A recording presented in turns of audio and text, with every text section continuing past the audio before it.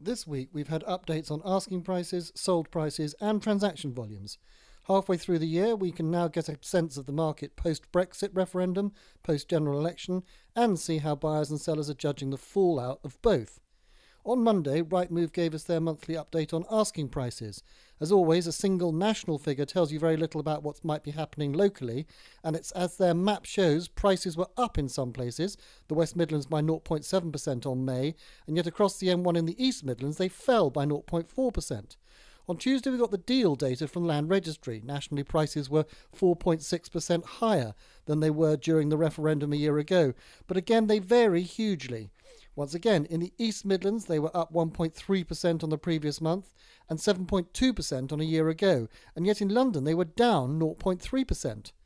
Hometrack gave us their take on Friday, providing data on what has happened to prices in 65 towns and cities across the country, with London topping the list. Prices in the capital 58% higher than they were in 2007. At £124,000, house prices in Belfast are still 44% below their peak reached in June 2007.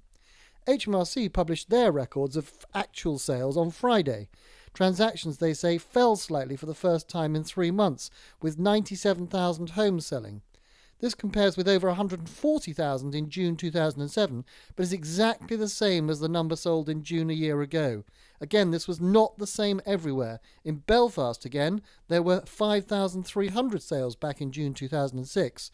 In June this year, there were just 2,480. There is still a market. Prices may no longer be rising quite as fast as they have been, and indeed in some places they are actually falling.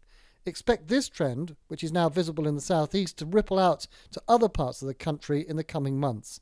There were some pretty bearish predictions from both sides of the EU referendum a year ago about what might happen to house prices. In general, buyers and sellers have coped with the resulting uncertainty and are still trading. However, with nearly a third of homes listed being reduced in price and just 7% achieving more than their initial asking prices, selling is clearly becoming much harder than buying.